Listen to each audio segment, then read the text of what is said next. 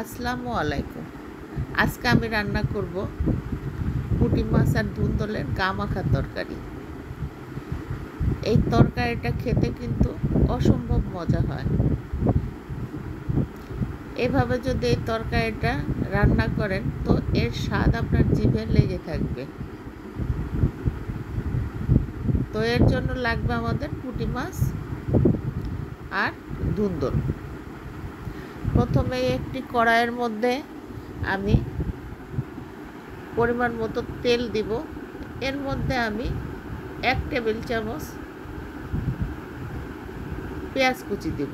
পেঁয়াজটাকে আমি একটু লাল লাল করে ভেজে নিব।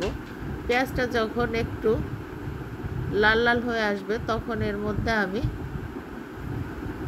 1/4 চা চামচ আস্ত জিরা দিয়ে দিব। জিরা দিয়ে আমি একদম লাল করে ভেজে তার মধ্যে আমি এরকম লম্বা লম্বা করে একটু কুচি করে কেটে রাখা ধুন্দল দিয়ে দিব। আর দিব আমি 1/2 কাপ পেঁয়াজ কুচি আর কাঁচামরিচ ফালি স্বাদ মতো। আর দিব স্বাদ মতো লবণ। এই রান্নাটা আমি কাঁচামরিচ দিয়েই রান্না করব। এবার দিব আমি পরিমাণ মতো হলুদের গুঁড়া আর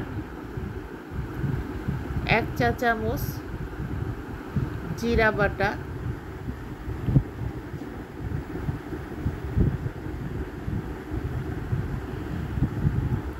1/2 চা চামচ রসুন বাটা আর 1/2 চা চামচ আদা বাটা দিয়ে আমি তরকারিটাকে কিছুক্ষণ কষিয়ে নিব।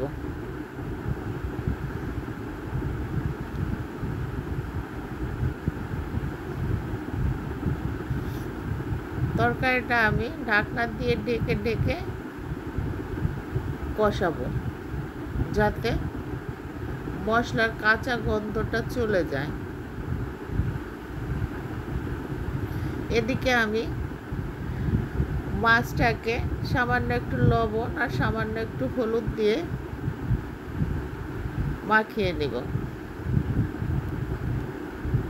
মাখিয়ে আমি এক পাশে রেখে দিব। তো তরকারিটা আমার সুন্দরভাবে কষানো হলে এবার এর মধ্যে আমি পুঁটি মাছগুলো দিয়ে আর একটু কষিয়ে নিব। পুঁটি মাছ দিয়ে আমি 2-3 মিনিট কষিয়ে নিয়ে এর মধ্যে আমি সামান্য একটু পানি দিব। যেহেতু আমি গা মাখা করে তরকারিটা রান্না করব সেহেতু খুব বেশি পানি আমি এতে দিব না। আর ধুন্দল এমনিতে একটু পানি পানি তরকারি, ধুন্দল থেকে এমনিতেই পানি ওঠে। তো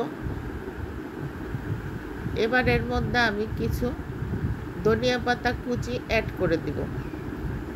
দিয়ে আমি ঢাকনা দিয়ে ঢেকে আরও 5-7 মিনিট রান্না করে নেব। তো 5-7 মিনিট পরে এই তো রেডি হয়ে গেল আমার ধুন্দল আর পুঁটি মাছের গা মাখা তরকারি। এই গরমে এইভাবে তরকারি রান্না করে খেয়ে দেখবেন। এর সাথে আর আপনার কোনো কিছুর দরকার হবে না। আপনার এক তরকারিতেই প্লেটের ভাত শেষ হয়ে যাবে। এই তরকারিটা খেতে অসম্ভব মজা হয় যদি আমার মতো করে এভাবে রান্না করেন। তো ধন্যবাদ সকলকে সাথে থাকার জন্য।